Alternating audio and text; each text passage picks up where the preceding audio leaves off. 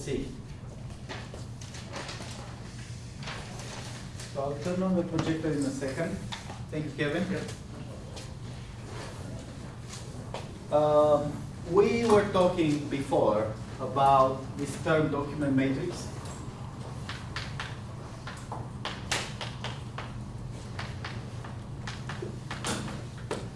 So it looked like document 1, document 2, up to document 10. This corresponds to a bag of words.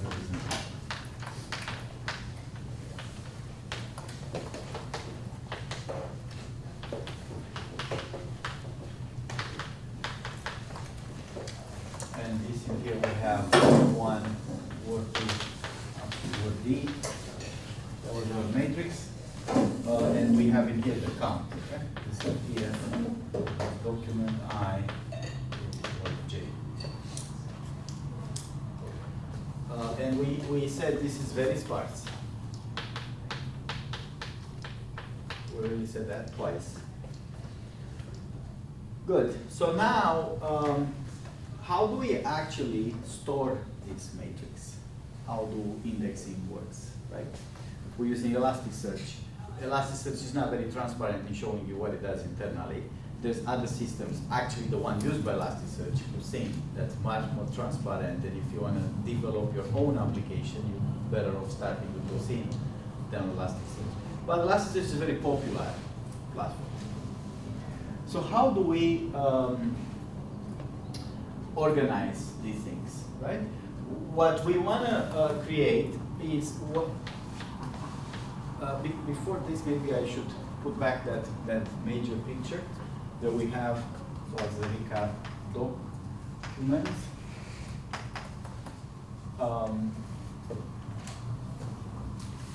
And we're going to talk about indexing. Let's see, indexing comes in two big categories, I would say. One is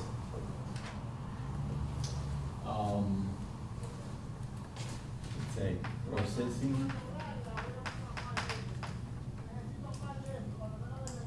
organization, and encoding, or we can call this optimization. Let's say indexing.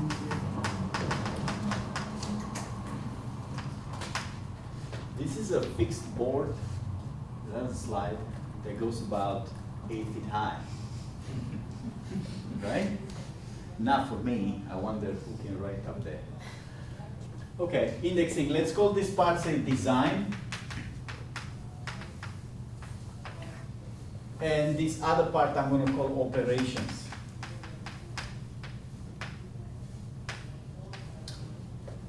So I'm not listing everything here. I'm just bringing up the major points. When we design an index, you can think in the same way like you think of a database. You can think of, okay, I have stuff that I want to put in a database. How do I design my database? What are my fields? How we should act? Da, da, da, da. And then operations, what do I want to get out of it? How do I interact with this indexing or database once it's ready? So obviously getting stuff out of it, whatever we need. This has to be a very efficient operation. But also things like updating, information changes, documents change, I need to update my index, how do I do that? And this is gonna be a big deal for you guys in the homework 2, merging. Because the way we create those indexes, we won't be able to create a big gigantic index in one step. So we'll have to create it piece by piece, and then there'll be merging operations. I would say there's some other points here that I'm not going to mention right now, but this is kind of like the big design of an index. I have to decide things like how I'm processing my documents. Then I have to design an internal structure or data structure, or how do I write it on a hard drive kind of thing. Right? And then, once I design the structure, what do I do with the individual parts? How do I actually write those parts down? Encoding might be like character A is encoded as number 27 or 87 or something. Character B, that's ASCII encoding, right? Very simple. But in an index, we don't want to do a simple encoding of things because simple is inefficient. So how do you deal, for example, what if something gets repeated a lot? Instead of representing it that many times, maybe I can just represent it once and write down that's been repeated so many times. That's how basic compression algorithms like MP3 and JPEG and zip work, right? When they see stuff that's repeated a lot, that's the easiest way to save space by saying, I have this thing, whatever it is, but it's repeated 20 times. For an image, that's an obvious thing to see, right? There's a big white rectangle. I could say I have, 1,000 by 500, 500,000 pixels all white. That's gonna take 500,000 times 3 numbers to write that down in RGB schema, right? Or I could say I have 1 pixel that's white. It's from here to here, all white, and from here to here, all white. All this rectangle is white. I can just write down the corner of the rectangle, right? And say it's all white, and then I've just encoded that piece of information very, very shortly. Okay? As an example, that's where encoding or optimization comes along. Whatever it is that the schema needs to do, how do I do it efficiently? This won't be a big deal for you guys in Homework 2. In fact, I don't think it's graded. But it's a huge deal for a commercial company like Google, that indexing is their bread and butter business. How to do this efficiently is a major deal for them. Okay. So with that kind of schema in mind, that's primarily our job for this week, to redo homework 1, the whole homework 1, except not use Elasticsearch. Create our own indexing.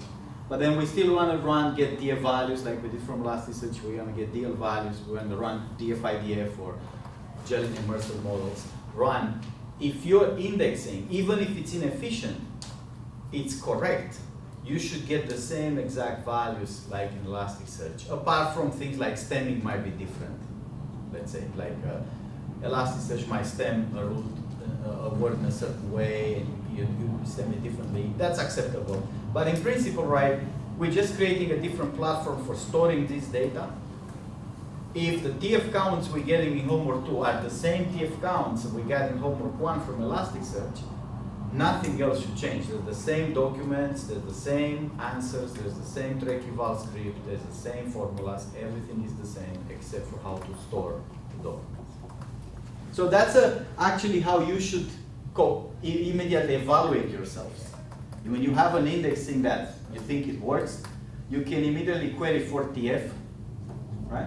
TF of some word, nuclear bomb, nuclear, pick that word, query for TF, see what documents contain that word and how many times. And if you get the same values like you get from Elasticsearch, then your indexing works. And then presumably you just run the code you had for homework 1 to build the IR systems. All right, so we're gonna have to think a little bit about this organization. Sorry, I told you guys today I'm not. Maybe I should put this movie on like private today. Don't put it on YouTube so everybody can see it. So I think that's the main thing that normally we start with. We need some sort of schema, some sort of plan, okay, how the thing is going to work out. Before we worry about the details, like how do we code ABC, we need some sort of general schema of how we store and what we store and where and how do we plan to get it back. But in terms of efficiency, we already talked about this part. The main efficiency issue in indexing is that instead of looking at this whole data by row, which is how the data is given to you, document by document, and to Google, it's also given document by document. People write a web page, says there it is.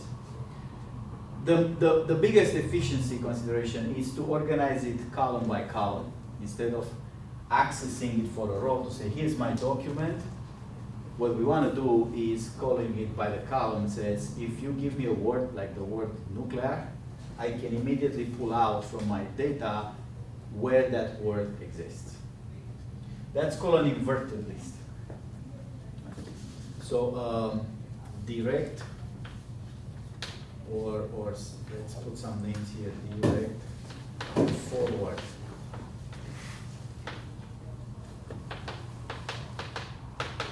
I'm just going to write it informally, index by rows.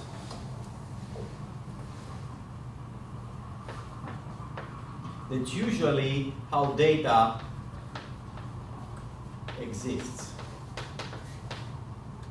And inverted, by indexing here, I mean organized by rows. Inverted list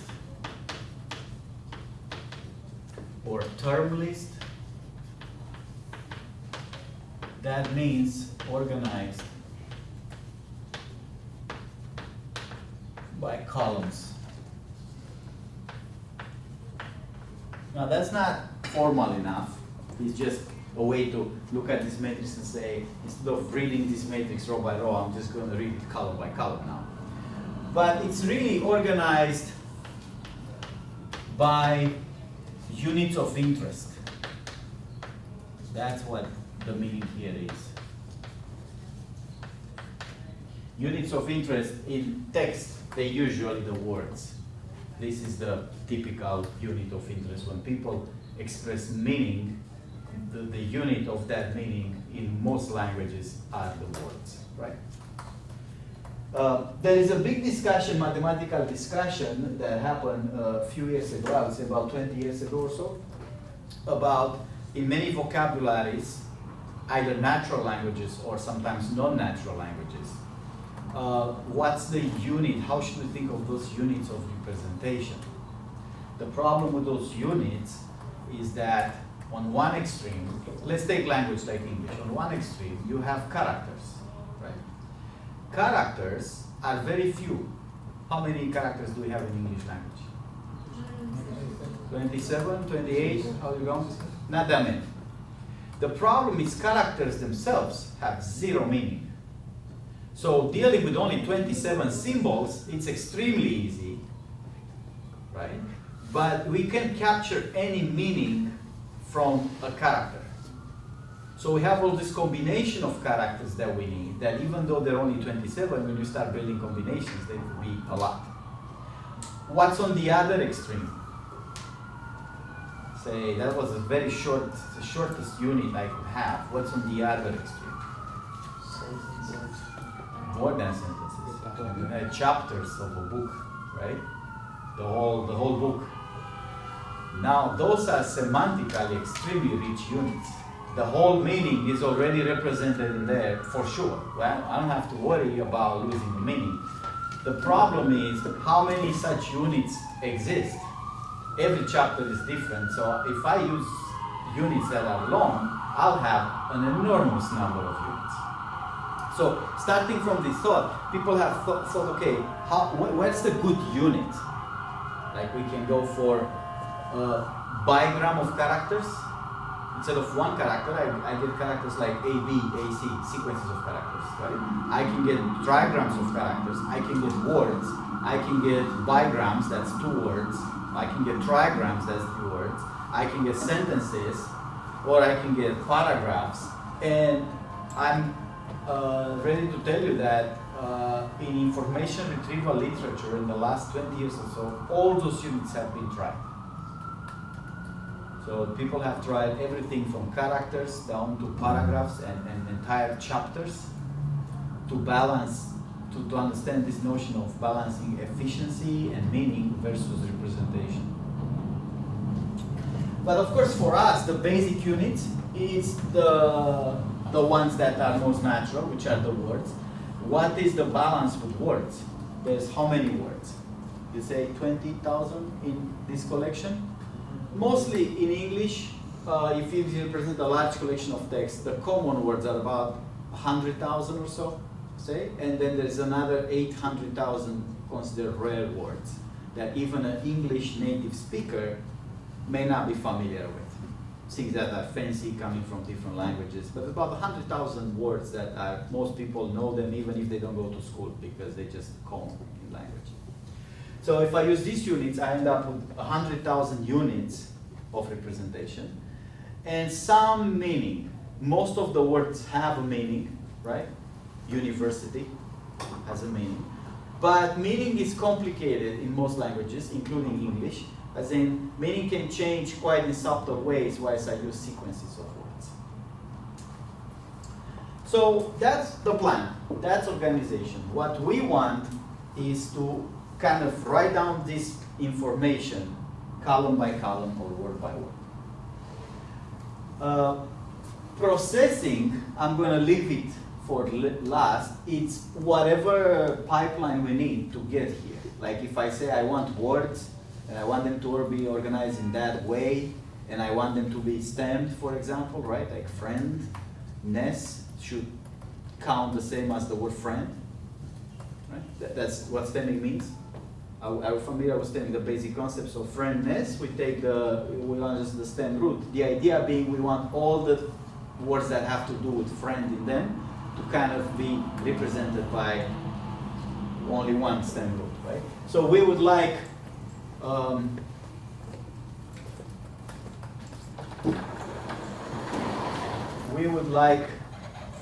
friend, friends, friendship, friendness. What else? Friendly. Friendhood, is that a word in English language? Maybe not. It doesn't matter if it's a word or not, right? I mean, this is not about formalism. If somebody writes friendhood, like repeatedly, we're gonna have to index it, right? Indexing is not what's correct, what's incorrect. It's managing people's data, so whatever they write, whether it's formal or not, doesn't matter. Google still has to index it, right? So I'm gonna add here a word that I don't think it's actually a word.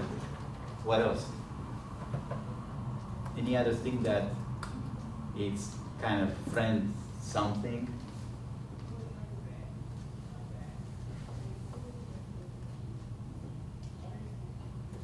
Friending. Friending, is that a Facebook thing? Yeah. Friending.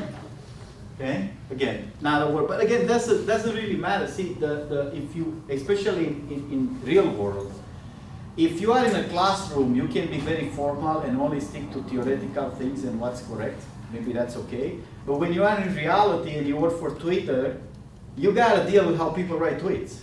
People don't write tweets correctly, right? I mean, how many people write tweets correctly? Very, very few. Even the people who supposed to write it correctly and get it verified, they mess it up, right? Not to mention people write informally. So if you are Twitter, you gotta deal with whatever people write. Abbreviations, those are horrible. Abbreviations are one of the hardest problems in English because people use abbreviations assuming the way they abbreviate things, everybody's gonna know what I mean. And that's not true at all. Anyway, we like all these things to be represented as friend, right? That's the plan. So that's standing right there. That's still an issue of one of the issues I was talking about. How do I take my text and create these units out of it? Well, I would like all these things in text to become the same unit. Other things that are in here in processing might be things like how do I break up my text into units? Might be easy initially, right? The space usually in most languages is a delimitator between words, right? But it's not always true, right? At the end of sentence might be no space, might be all kind of dashes and quotes and question marks. And English is not a hard language to parse, but then other languages much more complicated. They have those weird signs on top of the words or on the bottom of the words, or the way they write. I'm not a linguist, of course, but some languages are more complicated to parse than others. By now, computers are so powerful that people have wrote parsers for most languages. So I'll be surprised that for a reasonably used language, you can find a ready-to-go parser that you can just use. Okay. get the token. It's called tokenization, this process. So part of processing, so here we have stemming. And we can also have tokenization.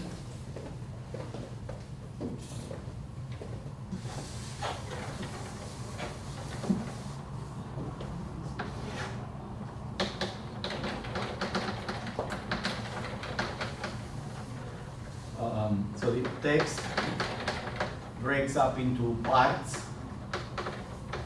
maybe sentences, until I get to my units. These units are these units here, which for me, for now, they'll be words. But for somebody else later on, might be other things, like backgrounds, I don't know, or characters. So again, that's readily available for you guys, and I'm not asking you to do it for the homework, but it's not as easy as it sounds. Another part that's tagging.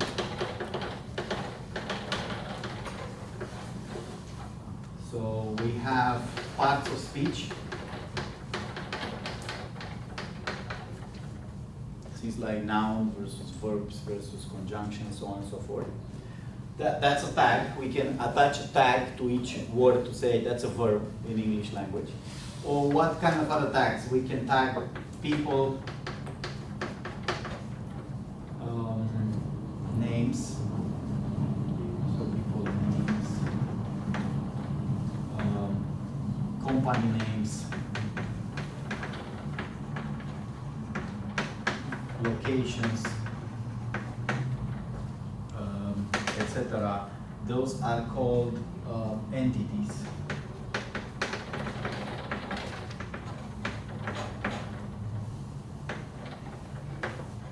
What else can we tag? Hashtag. Hashtag. Hashtag. Hashtag, you mean this sign? Yeah. Why would we want to tag it? No, this in Twitter, people will update tweets with hashtags. Right. So we don't need to tag it. It's already there. That's what you mean. You have to keep track of these hashtags that are already text. That's not something we create. Tweet data comes like this. I'm talking about these two things here would be something that we attach to text as part of our processing, right? Text doesn't come with highlighting people's names, but we can identify the people names and we can say, okay, this Virgil in here, that's a person. Right? So we can keep track of existing tags.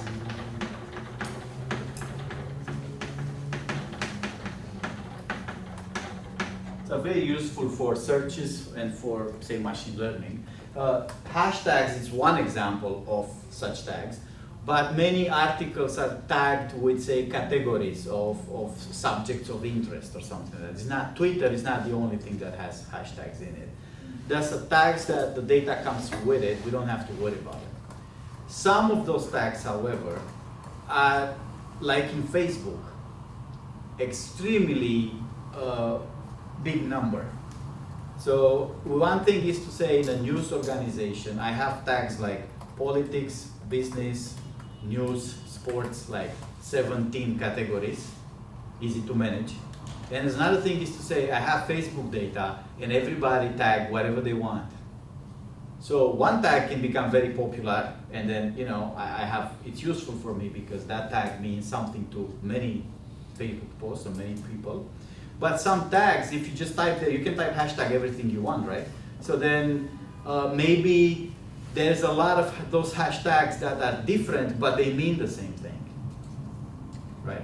So then you gotta be careful how you use those tags in those situations. There's some AI, like data mining, that analyzes the tags and says, I believe those three tags mean the same thing. What else do we need to do in text when we parse the text? Before we organize it, we should just parse the text. Maybe identify links.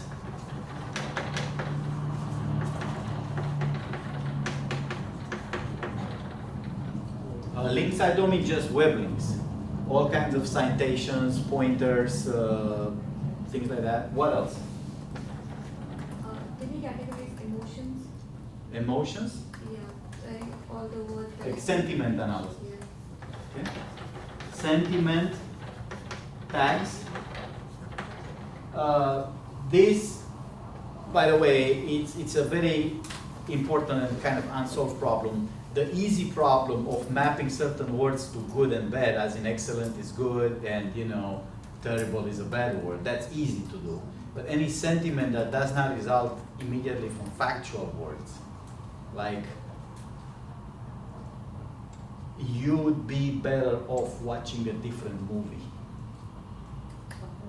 Is that a good thing or a bad thing I just said about the movie I just watched? You would be better off watching a different movie. If I say that to you, what do you think? I like it or I didn't like it? But what word is a dominant sentiment word in my sentence? Better. Right? So this is a classic example. We're using a dictionary for sentiment analysis. Better or good will be an amazing word, right? I just said something that uses that word, and it's not the sentiment that's in the dictionary, right? You could say, yeah, but you implicitly have some sort of negation there, right? I use the word better, but it's better off different. Better off blah, blah, blah, different typically means better does not refer to the movie I saw, it refers to a different movie. But this is hard because it's not an obvious negation. If I say not good, that's an obvious negation, it's easy to find. But the way I just said it, you would be better off watching a different movie. It's not obvious that that's a negation. So these are hard problems to find. The sentiment and negations, by the way, big problem for machine learning negations. These are the ones that, this kind of problem, the obvious negations and sentiments are very easy to find. And the not obvious ones are very hard to find. Another thing that we might want to look for in text. Question? No. Another thing that we might want to look for in text is implicit pointers. You would be surprised, don't laugh, how simple this sounds and how hard actually is. Implicit pointers. What I mean here is things like he, it, she. Again, the simplest one are easy to find. I was talking about one entity, and then I say he, that is a male, right? Or I talk about some object, and I say it, easy, it points to that object. But what if I had talking about three people, three males, and I say he? Which one is he out of the three that I just talked about, right? This is an enormously hard problem. On this problem, we can barely do 50% today accuracy on predicting he, it's all the natural pointers from text that don't have a name, it just says he or it. It's hard to predict. We're doing better today at negations, sentiment. Part of speech is completely done. 99.99% accuracy. Most text will be tagged with all those parts of speech, and we can attach those tags with extremely high accuracy. So if we want to know in a sentence what's a verb, a lot of the, if you heard of Google Graph, it's organized primarily by action. And so I need to know in a sentence which one is the verb or what kind of verb I have. It's easy to find. Okay, and we also have, I'm going to say here, I'm going to add something, stop words. I can skip some words if I think they're content, free, like I don't want to keep track of them. And this is easy to do with a list. I can either do this with a list or with an algorithm,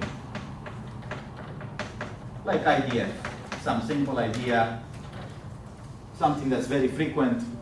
IDF is not a good stop word detector, but it's a reasonable heuristic if we don't have anything better. What is frequent enough seems like content free.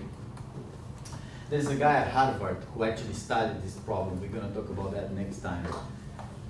Zipf's law and Heaps' law, linguists that study exactly how frequent words are, how this frequency distribution goes down. Is it how they go down? Is it linear? Is it like exponential? How frequent things go down? He didn't study just in language, just in general. He found out that frequent things have a certain distribution, and also that the most frequent things are the most content-free they are for search purposes. Nobody wants to search for something that's present everywhere. So we have some sort of ideas for how to do this processing. We won't insist on this class for homework 2. We won't insist on how to do it, because we let you guys use packages and libraries, so you don't have to write your own stemmer or your own tokenization or your own tagging or whatever you want to do. It's kind of, you have to play with it and make it work, sort of thing. Yes? I have a question about stem words. So, does stemming also take care of pre-main word like befriend? Befriend? Yeah. That's a good question.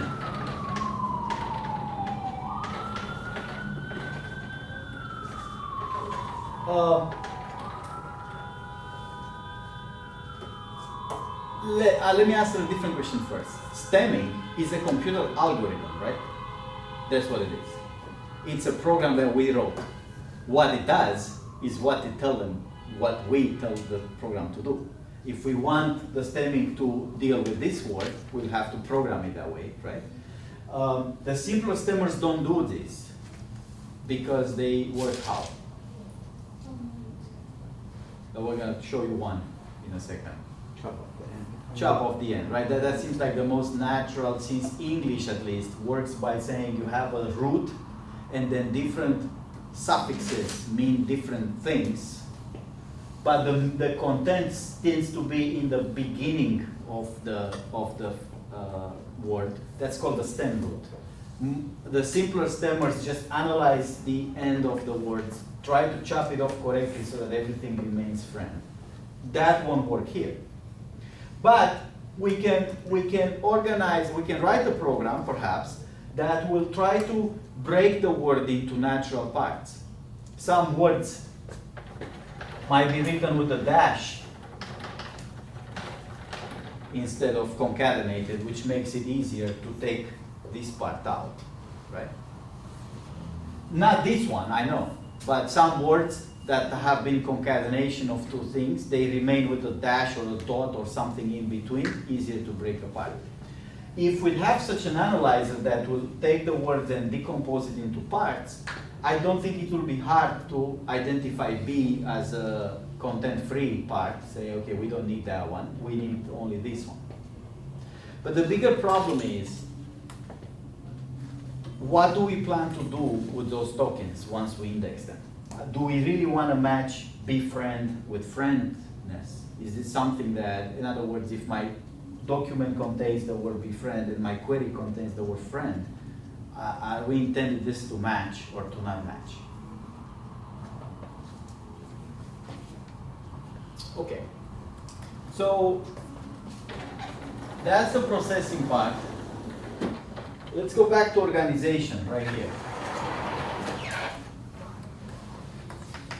So we want to organize this in a way that, again, for our purposes, which is primarily search, we want to organize it by the columns or by the term, because the search will be dictated by the keywords that we have with the words, right?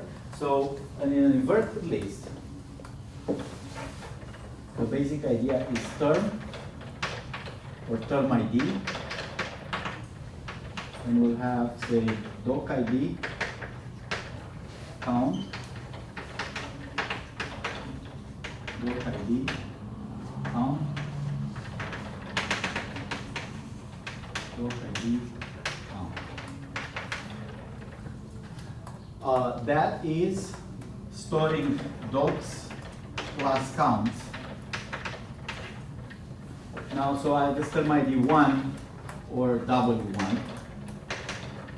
Here I have another one, term ID 2. We'll have the same kind of errors. The other option is to do docs plus counts plus positions. And then in that case, I'm gonna have W1, a term ID perhaps. It will be doc ID, I can store the count, and then I can have position 1, position 2, up to say position A.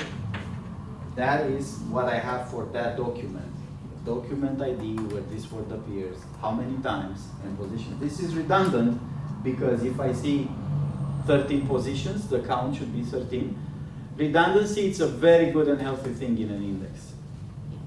Not just, I'm not saying don't be afraid of it, I'm saying use it as much as you can. The more things you can make redundant in an index without sacrificing efficiency, the better. So in this case, adding one count, one number, on top of whatever positions I have, doesn't complicate my indexing schema at all, but it's good for redundancy purposes.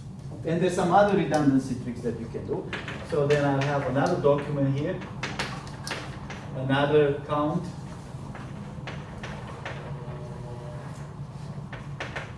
another positions, 1, position 2, position T, and so on and so forth. Another one.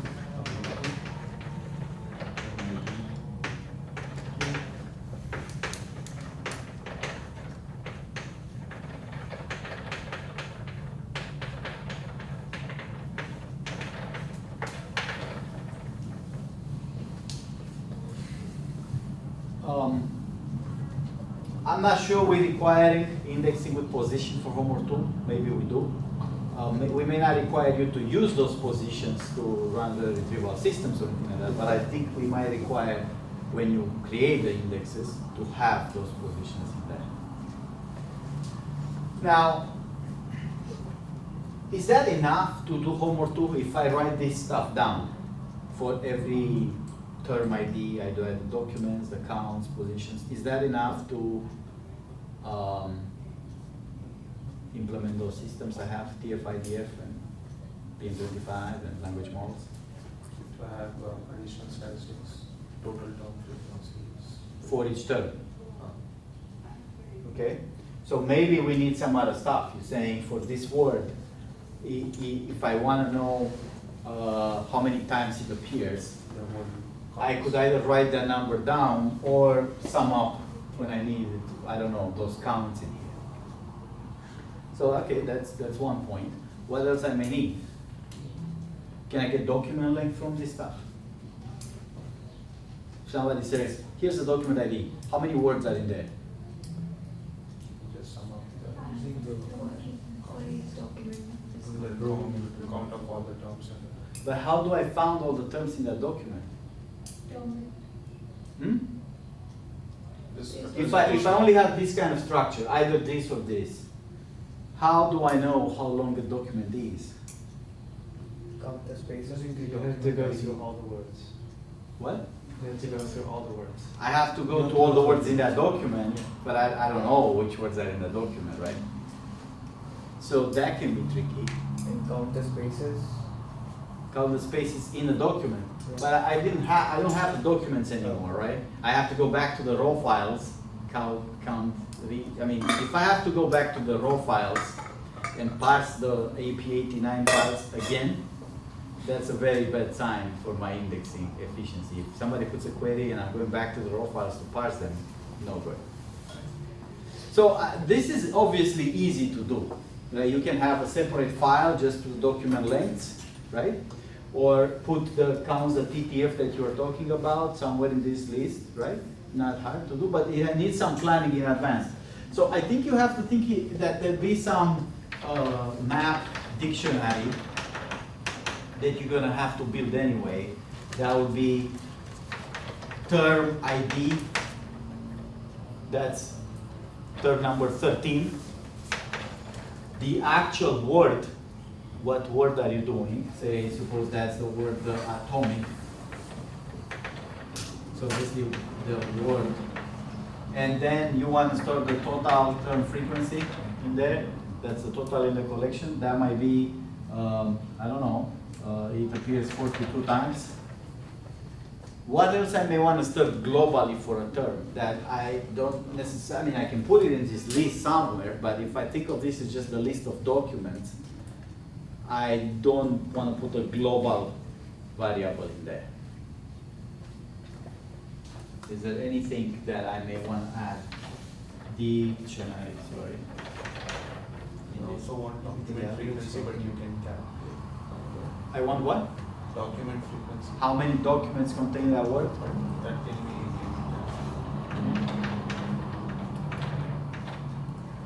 That maybe is in 9 documents. So you're gonna have to go a little back and forth.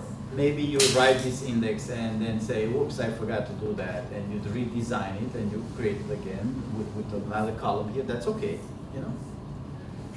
You just have to think that, so I have a map dictionary for terms here. And I may have another map dictionary for documents.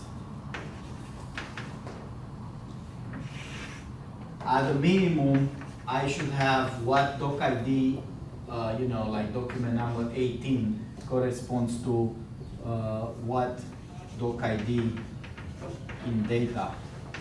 That may be AP A952, And I may need some other things. I may need document length, for example, in here, stored.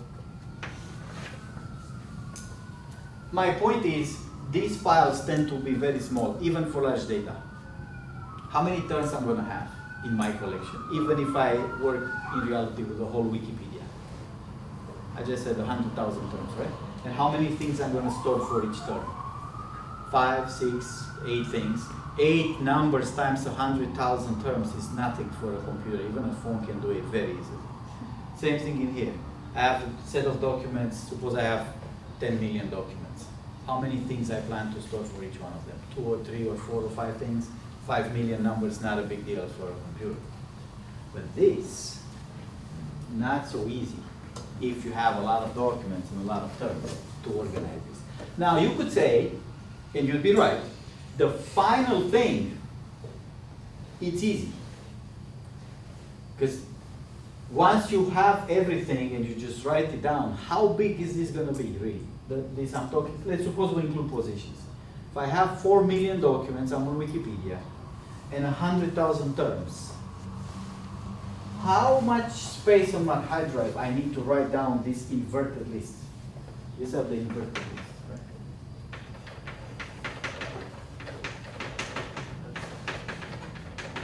How much space on my hard drive is going to take to write down this without encoding and compression? Suppose I just write ASCII text. I write the term IDs as integers, docs IDs as integers. I have a dictionary that I know document 17 is that document, so I'm not worried about the dictionaries. How big is going to be this whole thing written in ASCII in my hard drive?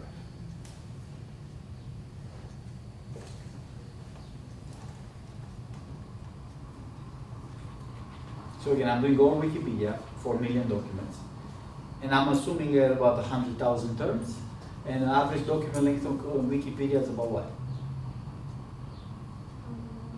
1,000, do you think? How many words are in an average Wikipedia document? Let's say 500 to 1,000, right? So how big are those things going to be? Make an estimate. Total number of times. Right. Integers times. The part that's going to be the most popular things written is this position, which let's say it's an integer, right? So integers get written on so many bytes, fixed representation. And how many positions I'm going to run here total? How many these positions I'm going to write? Total number of terms. So if we say we have 4 million documents and the average is 1,000 words per document, that's 4 billion integers that I'm going to write. Is 4 billion integers a big number or a small number? How much RAM do you have in your laptop? With your laptop, how much RAM do you have? 16 gigs. Okay, how many integers can I write on 16 gig? If it's, what the standard size for integers is? 2 by 30. 32, which is 4 bits. 4 bytes. So how many integers can I write in a 16 GB of RAM? We're talking laptops, not to mention if I buy a server or something, right? In indexes don't live on laptops usually. They live on big machines. You see where I'm going with this? 4 billion integers is not that big of a number even for a laptop. I mean, it's going to take some time. Of course, it's not an instant operation, but it's not that big. So once we have it, we can deal, I think, with things like Wikipedia. Maybe now with the whole web. If I am to start crawling the whole web, that's going to be a problem.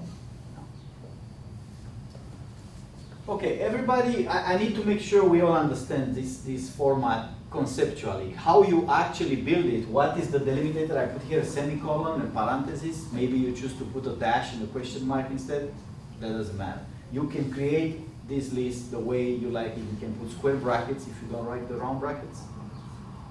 But we're gonna insist that before you use any encoding schema, write this in plain. So we're gonna want you to have a version of your index, the one that's required, where this information with the docs and terms replaced perhaps by integers, because that's what you have to do. You have to map every term and every document into an integer. We want to see it first in plain text.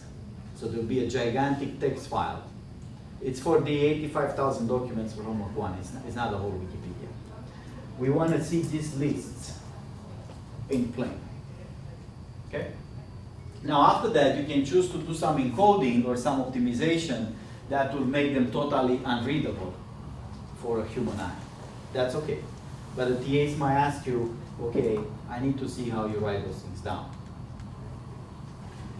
So how do the basic indexing processing, how do I get a piece of text, I do some processing on it, but how do I manage to get it in memory or on the hard drive written this way? So what I'm asking, can I write this list document by document? So I'm processing documents because my data comes in documents. I write document 1, I read over the first document. I do my processing, tokenization, stemming, whatever I need to do, right?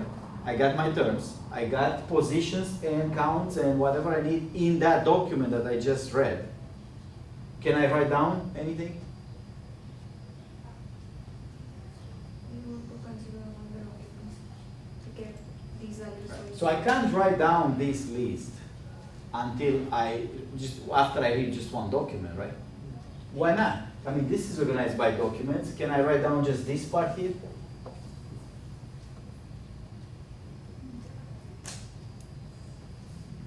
Specific for that document. So what happens if I try to build this? Suppose I'm putting a restriction here. This cannot live in memory. Can only live in memory for a little while. After each document, you have to write it down on a hard drive. Okay? How would you do this? You read that first document, right? Let's imagine ourselves doing that. How would I do process document? Let's say this is no language here, it's just Virgil's language. Go over the terms, right? So process document text into an array of terms, right?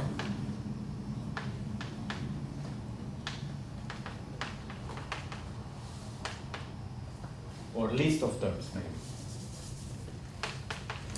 L list of terms. I'm assuming I've already done stemming, tokenization, everything. I got my words out. And then I go through that list for each term in my list. This list here. I'm going to keep a hash that has two keys. One key is the term, and the other key is the document. I'm gonna say plus plus. What is that? What I mean by plus plus? Increase the value by 1. Because this hash, it's a hash of counts. Let's call it hash TF. Stores the counts, how many things I've seen in that thing. But somebody might say, why not store the document as the first key and the term? So I could say, or I could have this hash organized as hash TF. The first key is the document, and is the term, plus plus. Equally valid in terms of storing data. So I'm not using a particular language. I've just used curly brackets by accident here. I mean, in Perl, hashes have curly brackets, but that's, you know. So that's how I can process this document, right? Assuming this hash is a global data structure. I don't worry about initialization and definition here. I'll take a document, process it, parse it, tag it if I need to tag it, whatever. And then I go through each term I found in this document and say, I'm not storing positions here. I'm just gonna do this one, simpler version. Right? Just storing the counts, that's like the counts. My question is, when this procedure ends, can I take my hash, whatever I got, and write down this stuff? Now, remember, I have to write down on the hard drive. I can't just keep stuff in memory. I can write this document, the first document will be no problem, right? And then, so okay, if I write it down on a hard drive, let's assume I'm gonna get an inverted file. Let's call this inverted file here. Inverted file. That has to be organized like that, right? So it will be a term, ID, doc count. And in here, what are the term IDs that I'm gonna get? This is inverted file on hard drive. We're not gonna allow those inverted files to live in memory. Doc count. So which terms are here? These will be the terms that I've seen in that first document, right? So they might be, I don't know, 500 words or 1,000 words. Well, I write this file on a hard drive and then I go process the second document. Presumably when I process the second document, should I initialize this hash, make it empty? Or should I keep the hash as it is? Depends how much memory you have hashed. Well, what's the point of having the document key here that if for every document I flash the hash? If I flash this hash table for each document, I make it empty, I don't need to keep track of the document ID. That's the document I'm just processing, right? So presumably this hash keeps the value for more than one document if that's the way I design it. But the big problem here is what happens when I have this inverted file and I have a second document. Can I add more to it?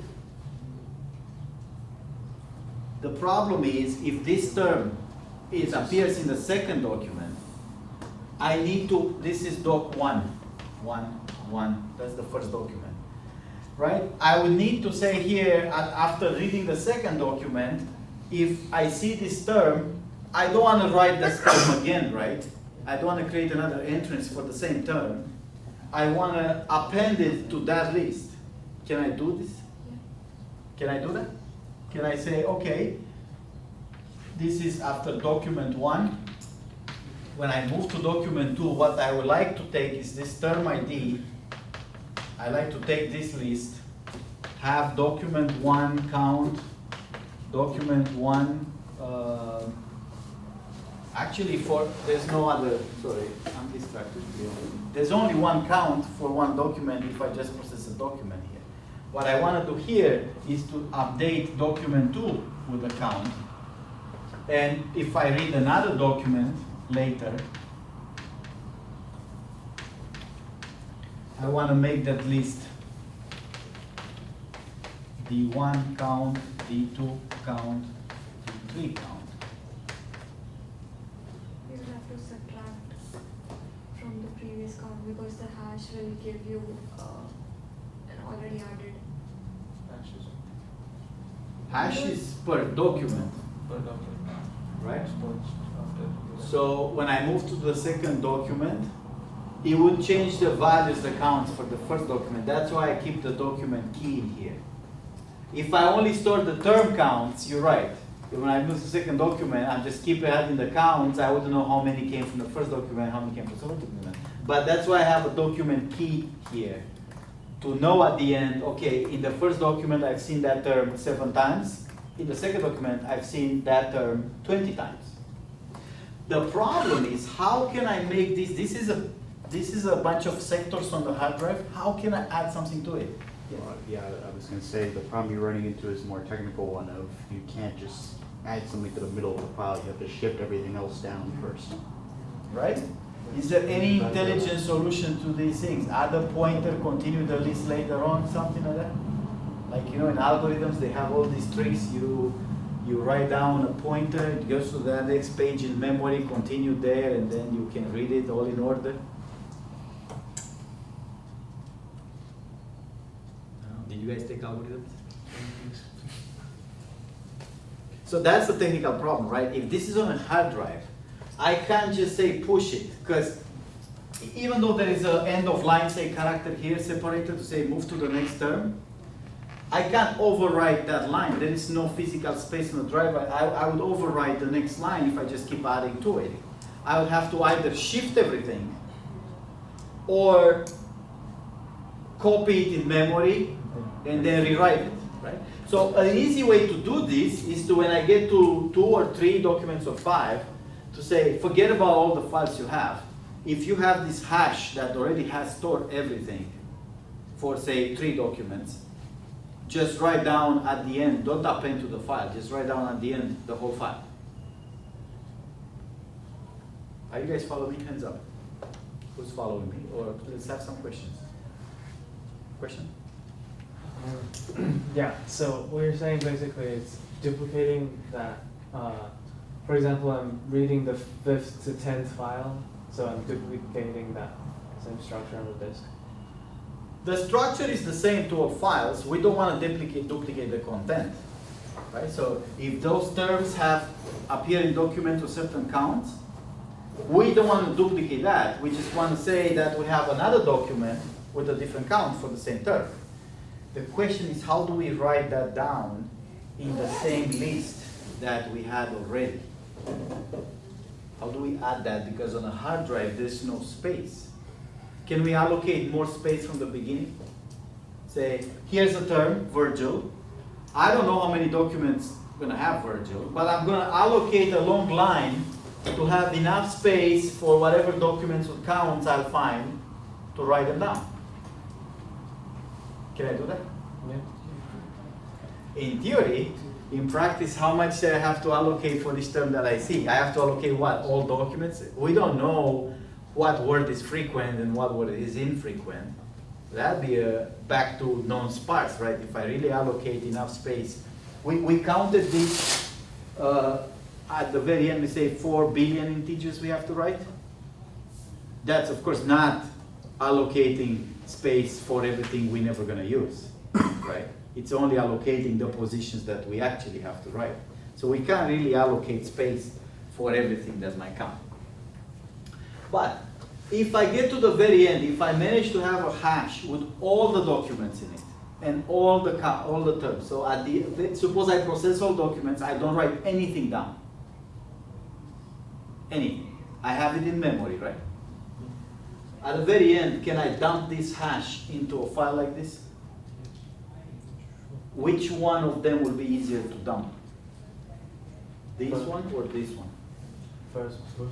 The first one, because this file is organized by terms, so I need a hash to be organized by terms. Right? This is the one that it's easy to write down, and if I store positions, I can update this hash to have positions in it if I want. Okay? But we cannot do this. So in indexing, we're not going to allow in homework 2 to read the whole file, the whole 85,000 documents. So what we're going to say, we allow you guys to read 1,000 at a time. Not one document, that's too little. Not all documents, that's too many. We'll say, to simulating some reality, we'll say you can process 1,000 documents at a time.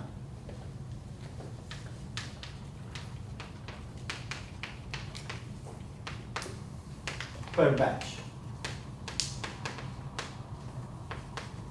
Then you have to write on hard drive. So you're going to do something like this. I mean, that's up to you, but that's the obvious way to do it. And you're probably going to use a hash that has the terms of the units you want to index as the first key, because that's going to make it very easy to write down when you're ready to write down. And you can go through a bunch of documents, say like 1,000 or 2,000 if you want. And then a homework requirement will say you have to write down the inverted file. In the inverted file again, you would go through all the terms that you have in your hash, write the term, the document, and the counts, or even the positions for that thing. You would of course want to complete this list with a term for all documents you have seen before moving to the next term, right? This is term ID 1, and then I have term ID 2. There's a separator here, end of line or semicolon or whatever I choose to put. And then I get term 2 and term 3. So I've done with 1,000 documents now. Is this valid for 1,000 documents? Yes. The problem is I have more documents, so I'm going to have to repeat this for my next 1,000 documents. Well, let's do that.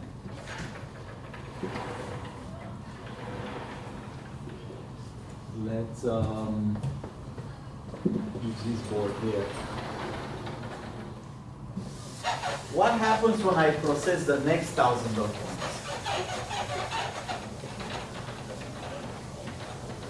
So when I process the first 1,000 documents,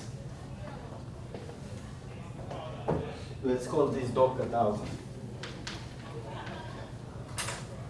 Actually, let's call it doc from doc 1 to doc 1,000. I processed the first 1,000 documents. I got this inverted list. Now I'm going to process documents from what? 1,001 to 2,000. I'm going to get the same kind of structure, just with different documents and counts, right? So let's say that is term 1, doc, count, doc, count, doc, count. Term 2, doc, count, doc, count. All the way to some bunch of terms. They don't have to be the same terms that are in here, right? These documents might contain some words in common with the first batch of documents and some words new. And these might be some words here that I have not seen in that batch of documents over there. Are we on the same page? Hands up, who's with me? Good. Now what do I have to do? I have to merge those two files into one. Merging has to happen in homework 2, but it's up to you when you merge it. You might choose to write how many files like this I have to write down if I process the entire collection. 86 files, and then merge them. Or you can produce 2 files, merge, third file, merge with that. You can merge while you produce them. That's okay too. There'll be another thing that we need to have. Every inverted file has associated with it a catalog. A catalog, I think, is very similar to one of these dictionaries. That's what we want to write, not just an inverted file. We want to write an inverted file and a term catalog. So we'll add here, let's put it on the same page here. This is my inverted file on HDD for doc1. I'm going to put again next to it inverted file. And this is another inverted file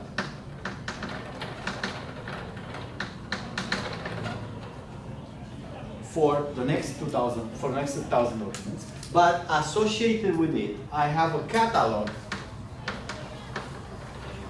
for terms 1 to 1,000. So that is part of this index. And I have a catalog for terms. This is, I put here 1 to 1,000 because I'm referring to that file that is the first batch of documents, but the catalog is for terms. So catalog from documents 2 to 1,001. So actually I would like to write this more clear to not be confused. Term catalog 1, this is for docs 1 to 1,000. This is term catalog for docs 1,001 to 2,000. So every inverted file index comes with two parts. A part that's the actual inverted list on the hard drive, and the part that's just a simple map that lives in memory. Of course, it's going to be written down on a hard drive, but this file, we don't worry how to parse it. We just load it into a memory right away. So what should go into this term catalog? It'll be term IDs, of course. What else should I write? So we already mentioned that I could write things that I found useful, like what we have here. The actual word, if I want. I can write the TTF value and the DF value, or some other values that I need. But specifically to manipulate these inverted files, I need to write down something specific. Because these files, I don't want to load them in memory, but to use them, I'm going to have to load in memory an entrance, one of these inverted files for a term, my basic operation, and something that the ACE will specifically ask you for. Once you have an inverted file, you have to have a procedure or API that reads one term whole inverted list. So in those files, we don't want to read just a little bit of it. We want to have a unit of reading, which is read the whole inverted list for one term. In other words, given a term, like by ID or by the name, I want its inverted list in this file. That is, give me all the documents that contain the term with the counts. So what do I need to write down to facilitate this operation? Start and end position. Start offset in bytes, I think, right? Typically, we don't write the end, we write length in bytes. Of course, you can still add to it whatever other values you want to this catalog, because like I said before, if I have 20,000 words and I'm storing 2 or 3 values, those are very, very small files. I don't have to worry about it. The reason this works well, even for us, which are not going to do a fancy indexing system, is that we're going to rely on some file system and operating system properties that all modern systems have. That is, if I'm looking for the term Virgil, if I don't have a catalog, what would I have to do? Start, but how do I scan? Like, where do I go next? Read everything. Read everything until I see Virgil, effectively, right? Because you have to read, see the separator. Okay, I'm at the second term now. Read that one. That's not it. Right? You can't say just read 80 characters because you may be in the middle of some line in there. But if I have this catalog, what should I do instead? Tell the operating system with a low-level function. So you have to find in your language, Java will be much more useful than Python for two things. Find a low-level function that opens the file without reading it in memory and moves the reading pointer in that file to this offset. Is that really parsing the whole thing? If I say open the file, move the reading pointer to, so much in it, is that actually reading the whole thing? No. Most modern operating systems are aware of the pagination on the hard drive, and they can jump to an offset, even though it's multiple pages and multiple sectors physically on the hard drive. By jumping to some offset, they don't actually read everything up to that offset. They can move to that offset. So that's one of the properties of modern operating systems, particularly file systems, that I can move. It's not as random, RAM stands for random access memory. In RAM, I can literally access any byte in memory in constant amount of time. On a hard drive, it's not constant amount of time. Some things, early pages or beginning of pages, are easier to access than random things. But it's much faster than just traversing the list down to that offset, still. So without going to file systems, this would be extremely useful to have loaded in memory. So I'm going to say here memory.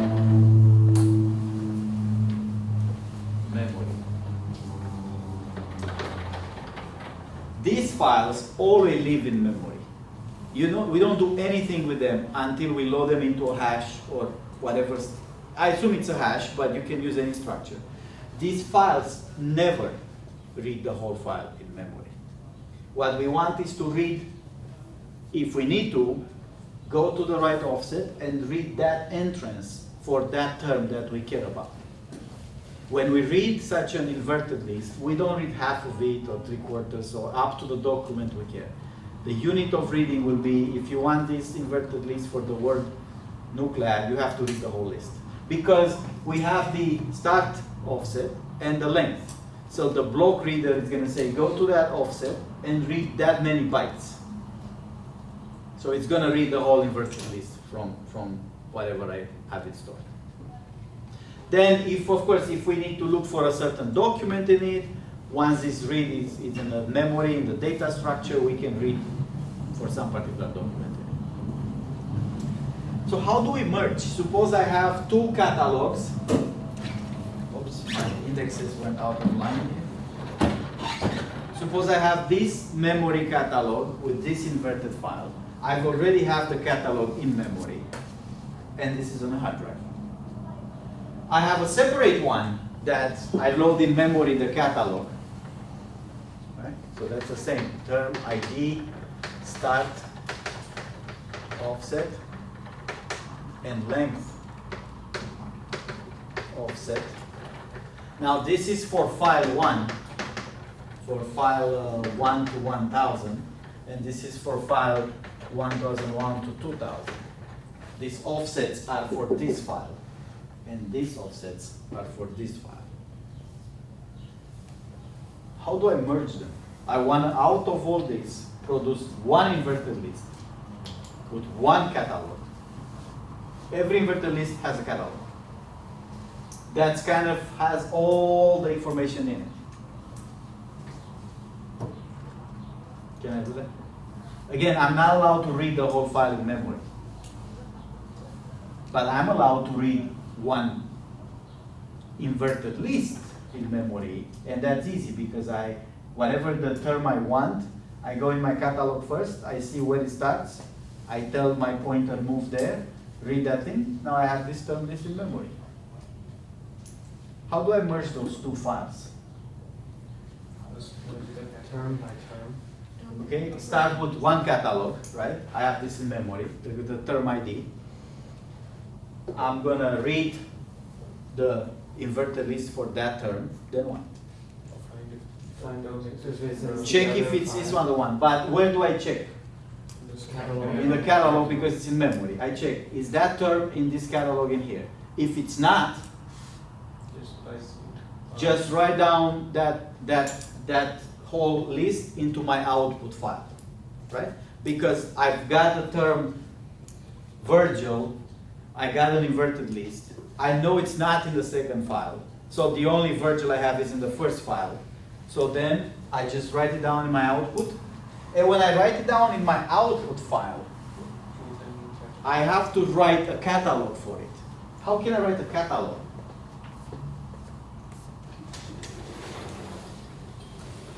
So this is my output merged. Let's say merged. Merged of the two files. One file is inverted plus catalog 1 to 1000. The other one is inverted plus catalog 1001 to 2000. So how is this going to look? Every time I create the inverted file, I'm going to have some term ID, right? Same format. Term ID, document count, so on and so forth.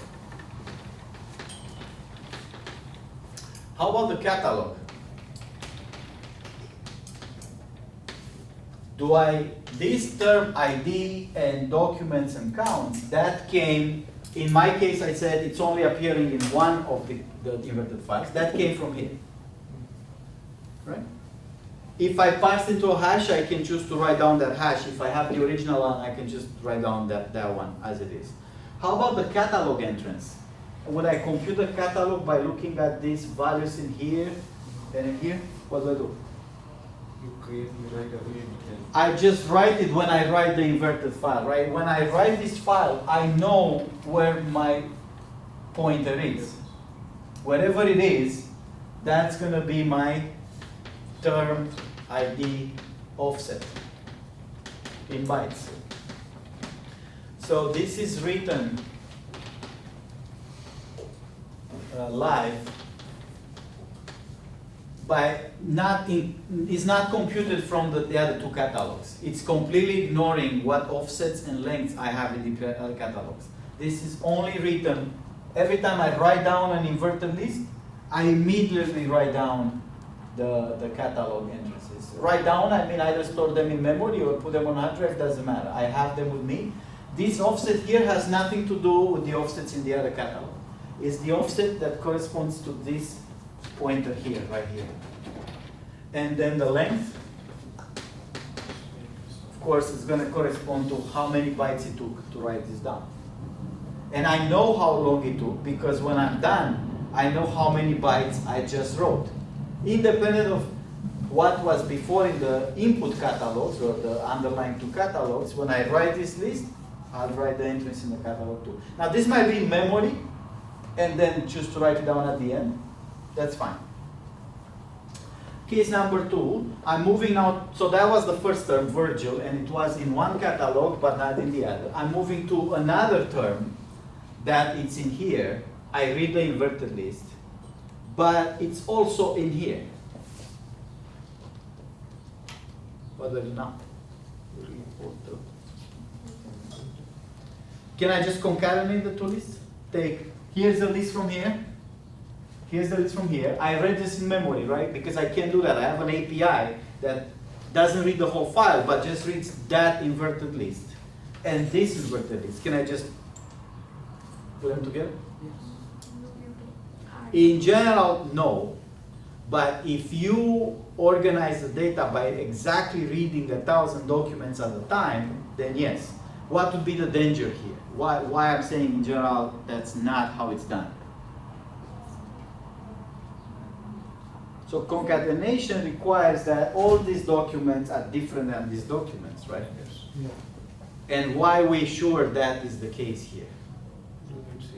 Because we parse the documents like that in chunks of 1,000. But in general, how can this not be the case? We do Updating documents. Maybe one document is What? processed. duplicated. Right, so if you're Google, you have many crawlers and processors, right, that create small inverted files, small local files, updated files. At some point, you have to join them or update your index or do something with those files. Like you have that file and this file and you have to combine them. Can you be absolutely sure that a document that's in here, it's also not in there? You can't, because you don't know, you don't have only 2 files, you have 3,000 files, and you don't know exactly who produced what file. You just give them these files and say, update. Right, because there is a master thing that says update. Those files have been validated, you can include them in your index. Now, you don't know for sure that some of them might have read the same document or not. Who knows? So in reality, you cannot just say concatenate the 2 lists, but if you are the one who does the parsing of the data, specifically these 1,000 documents, the next 1,000 documents, then you're virtually sure there's not documenting overlapping between them. So if I don't have to do any checking, I can just overlap the 2 lists and then write down my list, right? Write down an offset and move on. What if I have to check? Suppose I'm saying, no, you can't just overlap the 2 lists because we're not sure. Some documents might be in here and in there. Now what? Make the list and make a set of. Right, we can read this inverted list not as a string of bytes, but we put it in a data structure like an array or a list or a hash or a heap or something, right? But if I have them, how do I go past the two lists and say, I want to see if how do I combine those counts now? Right? I may have the same document here and here. What if it has different counts? What if this one says, I have term 2, that's Virgil, term 2, that's Virgil. I get document ID 3, document ID 3, one says count 4, the other one says count 5. Can this happen? How? Time difference. Some document got updated and has the different count, okay?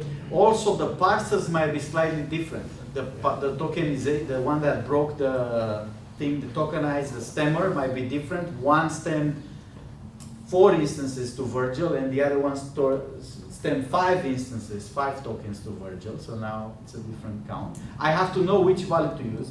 We're never going to use addition. It's never 4 plus 5. You need a notion of recency or max or some heuristic, but it's never the addition. But how do I do this efficiently? I mean, do I go to every document compared to every document in the other list? Wouldn't it be nice if the documents would be sorted by ID? That's very similar to what? When you have sorted by ID, and you just try to go by and you advance and you see if it's the same, if it's not the same, do something, if it's the same, combine and do something. Merge sort. This is extremely similar to merge sort if I have to traverse those lists. Again, lazy students in this class will just say, I don't have to traverse it, I just put it together, done. And it's going to be correct because you know for sure there's not the same document ID because you parse it that way. But in reality, you should check for having the same document ID and you should have a procedure in place for what do you do when you see the same document ID. For example, use the max count. If you see 5 and 4, use the 5. For example, have a recency. I could have a date. Every file might have a date when it was produced. Use the count from the most recent file. That's another heuristic that people use, right? So that's where the merging is. Now, did I ever have a file, a complete inverted file in memory if I do this? Never. What I have in memory, just an inverted list. That's the inverted list for unturned, not the whole file. I use the catalogs in memory all the time, all of them, but that's okay. Catalogs can live in memory. In fact, they should live in memory. As soon as the program starts, you want to read all these catalogs in memory right away. That is what you have to do for homework 2.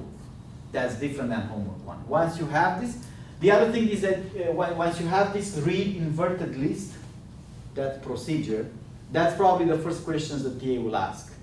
Where is your read inverted list from an inverted file using the catalog already in memory? and they might look at those values to see if they make sense. Because if you pass the first 1,000 documents, just you can pick a word, get the inverted list, and you can tell right there if you have the correct counts in it or not, without even implementing TF-IDF. So once I have this and this API that reads an inverted list, how do I do the rest of the homework? Homework comes with query nuclear bomb. I use the API for nuclear. I get a list of documents with TF counts. I use the same API for the other word, bomb. I get another inverted list. I'm assuming I've already merged all these inverted files into one file. Right, so I've got two lists, one for the query term 1, query term 2. Then what? You can use the catalog. Do I need to use the cat? I mean, I have to use the catalog when I read those things into memory, but once I have them in memory, I already have the TF counts. I may need some other values like DL and TTF and DF that are, everything that's one number per term or per document is better to store it in those catalogs or dictionaries, not in the inverted file. In the inverted file, store only what is specific for a term document pair, like a position. If you need to store DL, that's better to have a document map with all the DL values in it. And then I repeat, once I have this in memory, I can rerun the code from homework 1. That's it. That's indexing. Basic indexing. Next time, I think, we're gonna have to say, okay, that's okay as a schema, as long as it's a schema and as procedurally merging and all that. But do you want to write down in ASCII all these integers? Because I don't know if you observe, we map everything to integer. What is term ID? That's gonna be an integer. What is doc ID? That's an integer. What is count? An integer. What is position? An integer. So when you write down these files, they just integer numbers plus whatever separators you want to use between them. There's no words in there or dashes or nothing like that. When you write them down, they'll be full of integer values. The dictionaries might contain the actual words, right? If I am creating this dictionary, I'll have the ID, but then I'll have the word to know what it is and maybe some other values in it. But the indexes, the inverted list, will only contain numbers. So this part here says, if you want to write down all these integers, maybe there is a better way to do it than just writing in text plain file the integers. We're going to ask you to write it in plain text file so we can actually look at it and see what is this inverted file corresponds to. If I am to map the integers to term IDs and document IDs, do I get what I'm supposed to get? But then, to write it properly, probably need some encoding to make it smaller on the hard drive and faster to read. Okay, let's go to some things on my computer here.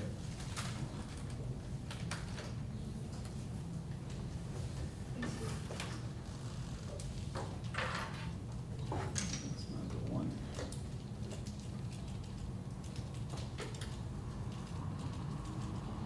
How is homework 1? Is it hard? Easy?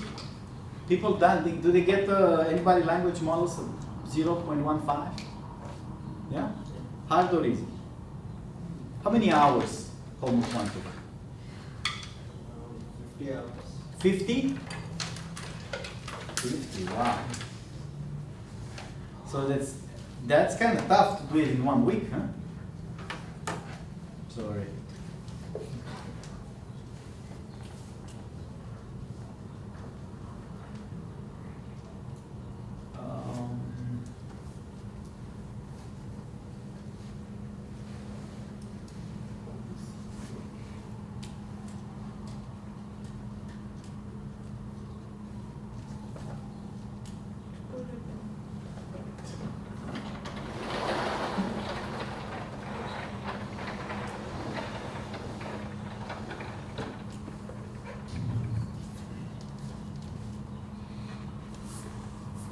So those are some slides that we have there. Most of them are just definitions and how things are called and what they mean and stuff like that. You can imagine that this is an inverted list where every term is written in plain, and then what is 1, 2, 3, 4, or 3 or 4. Those would be document IDs. Those would be document IDs that contain those words. Here's another version of it that has a number and then some other number. That'd be the count, right, for example. So this is, in the first document appears 2 times, second document 2 times, third document 1 time. And I think there's a version of positions, something like that. This has a mapping implicit in here. Here's the word, here's the idea of the word. And then 1 is what? Document ID, 2 is count, and those 2 are the positions. I'm not sure, but I think we're requiring the construction of the index to have positions, not to use the positions, because your homework one doesn't require positions, so we'll have to see. Okay, so that's the basic thing. The other basic thing is this function here. You want to write a function that's pretty good in here. Like, of course, you're going to process a batch of documents, say 1,000. I think it's 1,000. But you're going to process the documents one by one. So you want to write a function here that's as fast as possible in terms of this processing. It depends on, I think the actual data structure may depend on the language that you use.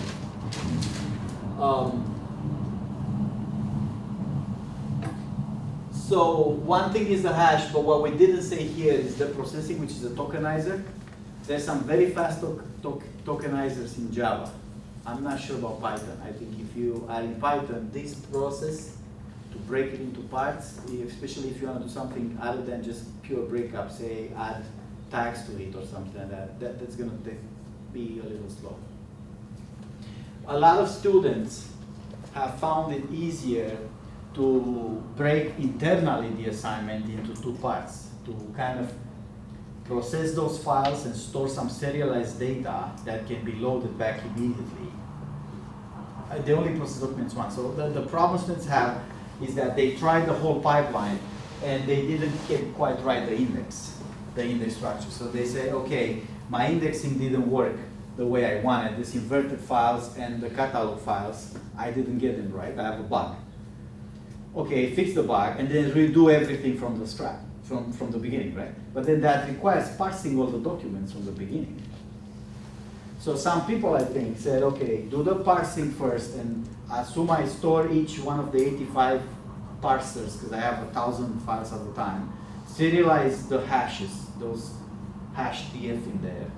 And if I need to redo everything from scratch, I'm just going to load the serialized hashes back into memory much faster than parsing everything again. Depends how confident you are that your inverted files and catalogs going to work out quickly. If you were to do this 10 times, you may have to parse the data and tokenize it 10 times. Okay.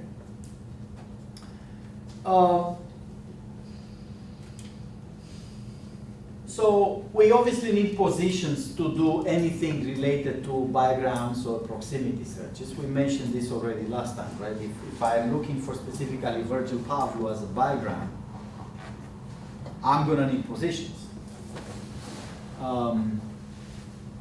So how do I do that again? Suppose I do have positions. So I'm writing my indexing with positions. First of all, are positions going to complicate my merging procedure? If I live in the lazy world, where I just concatenate the 2 lists, can I just concatenate them with positions? How about the other world when I have to check if I have the same document? If I do see in 2 inverted lists that I'm merging the same document ID, can I assume I also have the same positions? And so I have a term, I see in 2 inverted lists the same term, I see the same document, Can I have the same positions or different positions? How should I deal with this position? Depends on what heuristic you take to select You know what the reality problem is with these positions? Very rarely there will be a concatenation issue between them. I mean, if you see a bunch of positions in the first inverted file and some other number positions in the other file, it's not the case that you want to include all 17 positions. Most likely, if you see different position, is for what reason? Find this change. Some tokenizer counted the tokens differently. One give the position 2, 7, 11 for that term in that document. The other tokenizer included another token, a parenthesis or something, and between 2, 7, 11, it became 3, 8, and 12. So I see in one inverted file 2, 7, 11, in another inverted file 3, 8, 12. Now those are the same occurrences of that term, but they shifted by one because I use different tokenizers. Now you're not going to have this problem because you're going to use a tokenizer that's consistent to all the documents, all parcels, all batches of documents. But that can easily happen. So people have wrote alignment scripts that says if you see occurrences, they measure the deltas. And they seem to be in some arithmetic progression with these other occurrences here. You can assume those are alignments. This is a very similar algorithm to how they stitch images. When you have to take two pictures, you're familiar with panoramas kind of imaging? How do they stitch it? There's an alignment algorithm that looks for arithmetic progressions between the data at the edges, pixel values or whatever it is. And whenever that thing, because a picture might be bigger than another picture, but in an arithmetic progression, you can find the alignment with a very simple linear algebra. So then I can put those pictures together perfectly if they align. That's the same thing happens with the positions here. If I have two array of positions for one term, I can decide very confidently that those are the same positions if they follow the same arithmetic progression. If they don't, there is some sort of other bug or the document has been updated or something else has happened. Okay. There's quite a lot of algorithms of proximity searching. If I have time today, I'll mention one idea about that. Let's see what else we have here. How to store schemas, construction. Okay, we talked about that. Merging list, we just talked about that. Updating indexing, it's something complicated that we're not going to do for homework 2.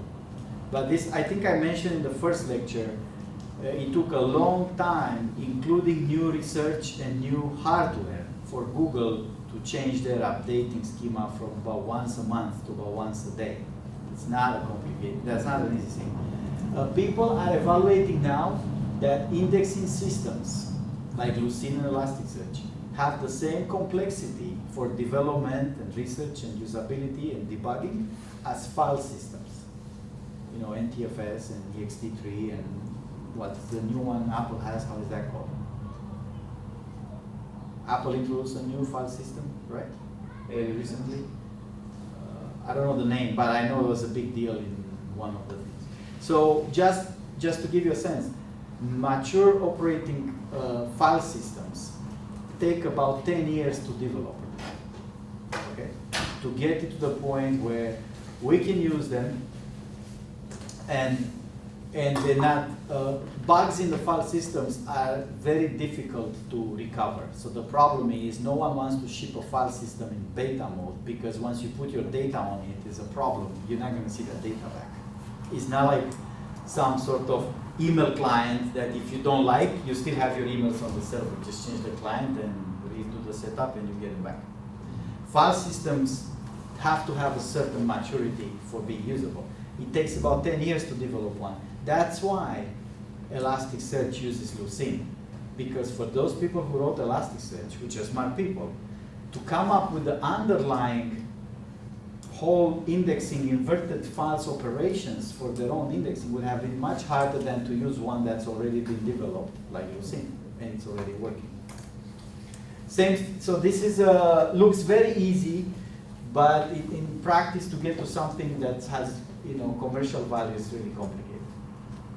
So updating is one of these issues. Compressing is something that we're gonna talk a little bit later in here. But I think we can mention a little bit of the encoding, not the compression. The compression we'll do next time. So these are basic encoding schemas that don't use compression. And the one I want to point out, I think the one that makes the most sense in here, you can, this is something that people do in college when they study enumeration basis and ASCII characters and things like that. There's one here that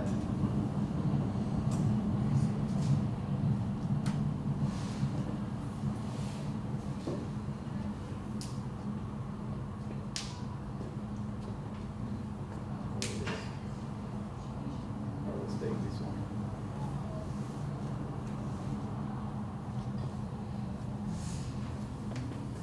So the problem with all the compression and encoding schemas is that we want the items that are relatively frequent, say frequent words or frequent characters, to be encoded with less character, less space, less symbols. And as compensation, the price we pay is that the items that are not so frequent, rare items, are being encoded with longer numbers, right? So how does encoding schema, the encoding schema that I propose on the board with integers and all that, how do we read it and write it? How do we know when to stop reading? Or how do we know when an integer ends and another one begins and things like that, right? These problems appear first when people were transmitting stuff through a wire. If I write signals on this side of the wire and the other person on the other side of the wire has to interpret my symbols, how can they decode what I'm sending from here? So the same problem is posed in the index. When you encode things down, how do you read and write properly those things so you can use them later?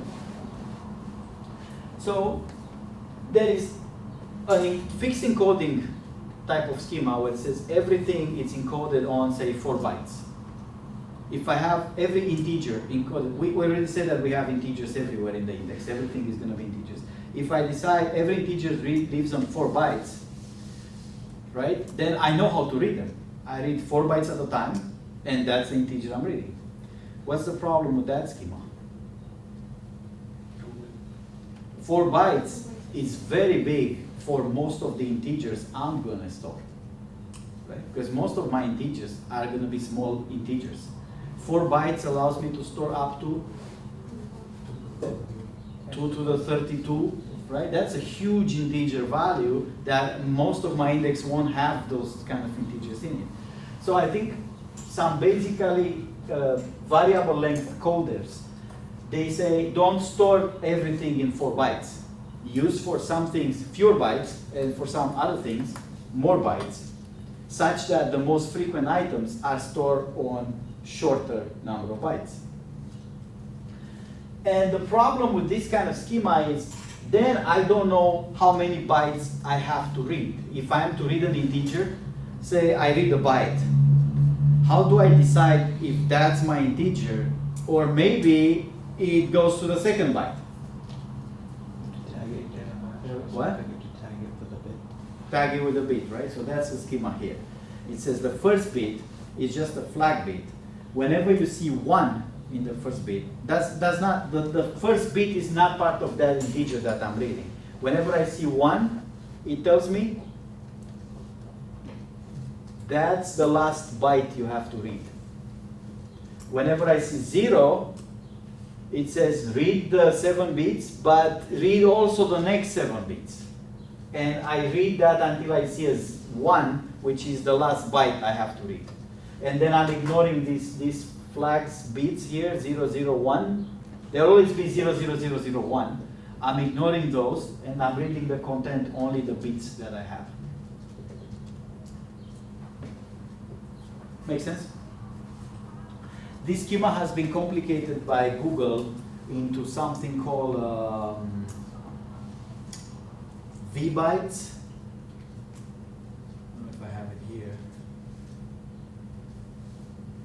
to make it quite, yeah, V bytes.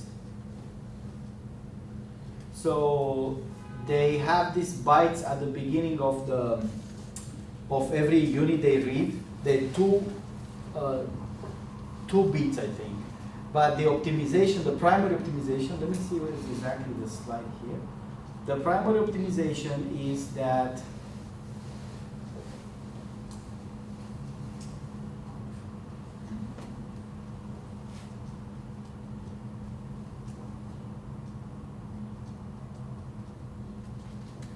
I think somewhere else.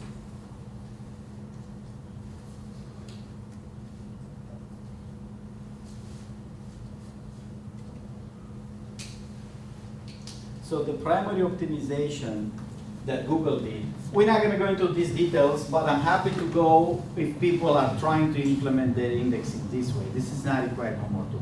Is to take those control bytes that we talked about, that's controlling how much you read and even sometimes how to interpret the value, and write the control bytes in the beginning, all of them. So it's essentially, it's an 8-bit or something that forms a byte or 2 bytes control. And then, given that control that has several stages, it dictates how many bits do I need to read whatever I'm doing, and how to interpret those values. So I think there's multiple papers on these V-byte schemas and why they're efficient. But the original idea is the one that I have a control bit, and that tells me if I should read or not. And that way, I can have arbitrarily long encoding, because as long as I keep that bit 0, it tells me read another byte. So I can have some things encoding 1 byte, other things on 2 bytes, other things on 6 bytes, other things on 9 bytes, and 12 bytes, and so on and so forth. The other stuff that I want to do here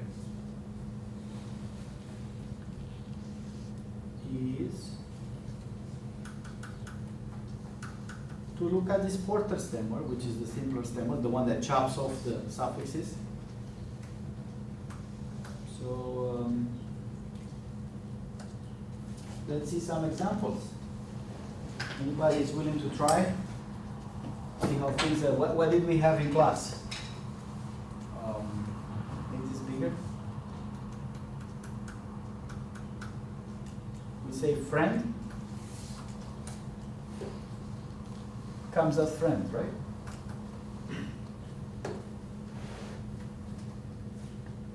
Work?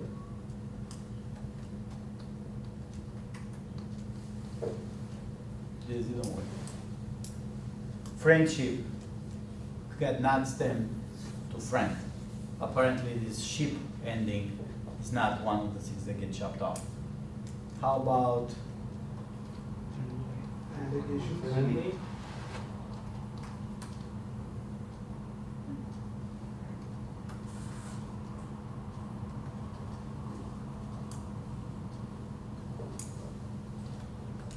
what was that example?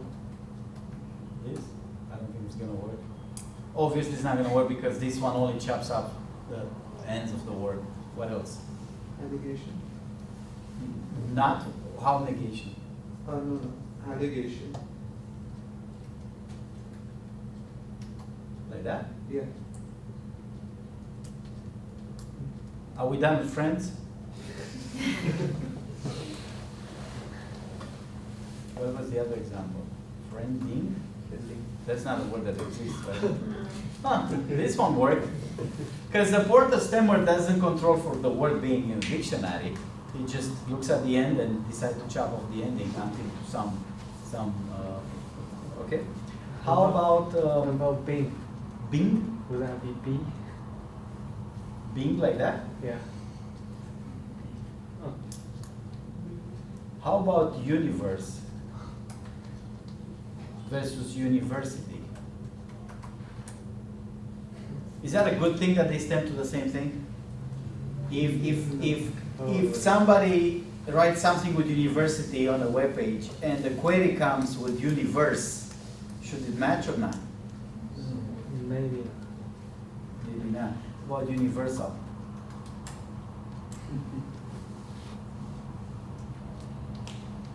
Well, matrix. what's the plural of matrix? Matrices. Like that? Yeah. Okay, that didn't work. Or computer versus computation versus Computing. like that. That one worked. Do we want to match those three things? If one text is written one way and the query is written the other way, should they match? That's a good example. So the universal versus university thing, isn't that kind of the idea behind lemmatization instead of stemming? Yeah, but Or the motivation, I should say. yeah. So you can do this instead of applying just dummy rules. That's what he's saying. Instead of applying dummy rules like this algorithm, just chop off the endings that it knows about. Lemmatization is a more grammatically based, algorithm, right? In the same sense, if we're not familiar with it, as translation. When we translate from one language to the other, there's some simple mechanism for word-to-word translation, but there's some constructs, grammatical construct that get translated to certain grammatical constructs in the other language. So we can use lemmatization to do better. I think there was a point when I remember Google, at least in research, they gave up the stemming. They were evaluating, that was in research, but I'm not sure it got implemented or not. They were thinking that the cost versus benefit ratio of stemming, it's about breaking even. The case is that I'm getting right via stemming, as in computing versus computation. I'm paying off on all kinds of other things they stem incorrectly. And it had to do also with what people are used to. Users learn how to use a system after a while. See what happens if matrix and matrices don't stem to the same word. Even without thinking, after people using the system for a while, they're gonna learn to type matrix to match matrix and matrices to match matrices, right? And I think Google evaluated at some point that stemming breaks about 50-50 in terms of utility and value. Now I think it's back to stemming because the lemmatization and other techniques are much more sophisticated. So that's stemming. How about the stop words? We said we have a file of stop words. That's the typical way to use it. There's a file somewhere in here.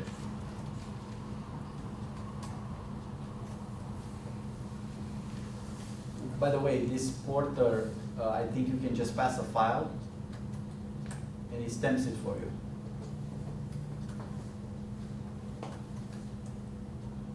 So I want to do cat.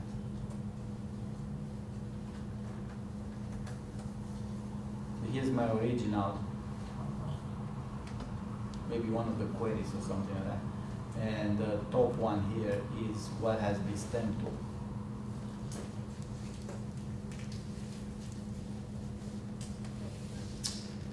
There was another example with the porter, marketing, that I think it is to guess to what's gonna stem. Should it stem to market? Do we want market to match marketing? The query is marketing and the document talks about markets. Should they match or not? No. But the stemmer is correct. Do they have the same stem root, linguistically speaking? They do have the same stem root. Marketing, it means something else, but the stem root is the word market in the sense of the word market, right? Marketing refers to how to take advantage of market rules and how to implement your product better or whatever, right? So I think this is an example where the stemmer does its job at the stem root, but the stem root are not supposed to match for any practical purpose that we might have in typing the query with marketing in it. We can try other examples. I think this is available for you guys to play with it. Yes? I was wondering about synonyms. They're not going to work with a stemmer. Or like in general. In general, I think the easiest way is to implement a dictionary. So there's dictionaries for synonyms. which work okay for things that are one-to-one translations. As soon as a word has 6 synonyms and another word has 6 synonyms with some overlapping with this one, then the fun starts. That's typically the case when you see translations.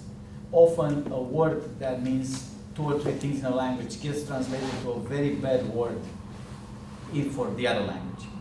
A better way to do synonyms in context is something called word vector representation. In word vectors, we're mapping the word into an array of values. The mapping is complicated, so it requires machine learning to do a good mapping, and it's contextual. The same word might have different representations obtained by the same algorithm, but for different collection of documents. Because the way those word vectors are computed are counting occurrences of what words appear in what context. That's complicated, but in using the word vectors, it's very easy. Every word gets replaced with 300 values, the typical real values, so it's not just 0, 1, they like a rich representation. Synonyms that way are very easy, right? I can very easily ask what are the most similar words in a vectorial sense format, because now I have vectors with a word. And most of the time, word vectors will list very good synonyms, as in words in context synonyms. There are various implementations of this. Some of them are very general for a large body of text. That's assumed to be more universal, and some of them are very specific, say medical records about diabetes. In there, the word vectors trained for such a collection of documents will be very different than the same words obtain vectors for a larger collection. So I think most of the fancy stuff today uses word vectors for tasks like this.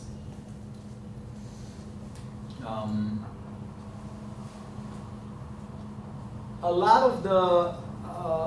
of the synonyms are still mapped manually, I think, in practice. I'm not quite sure, but I think a lot of the common synonyms are used from dictionaries and ontologies still.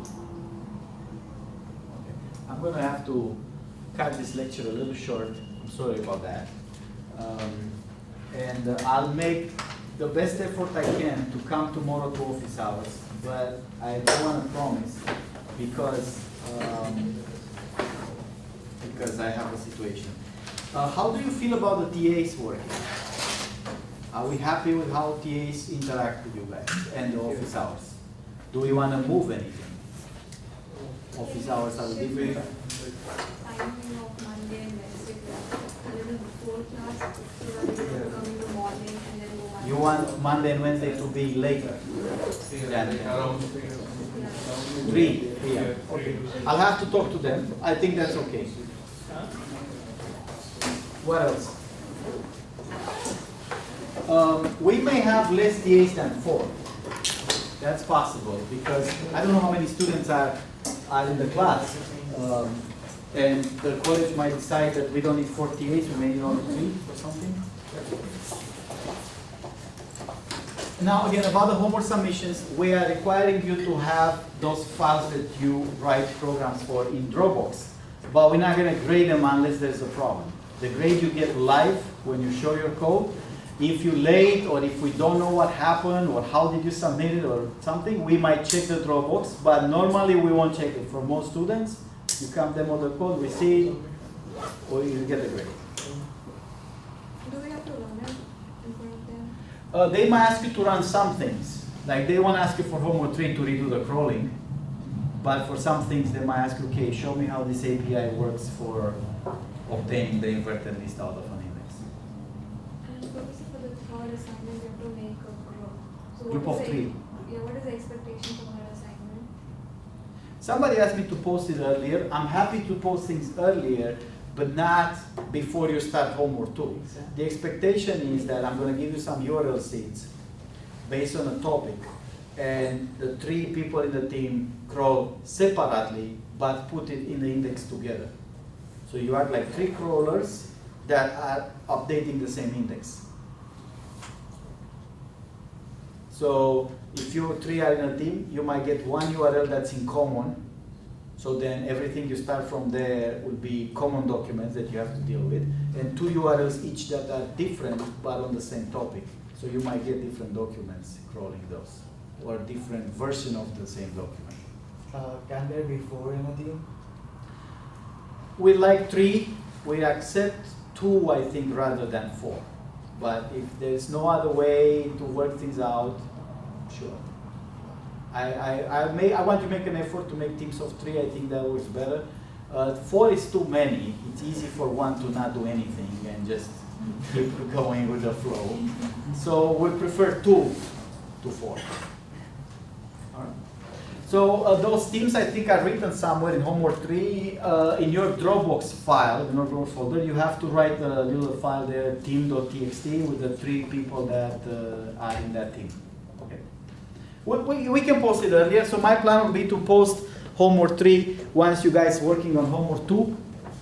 But since we did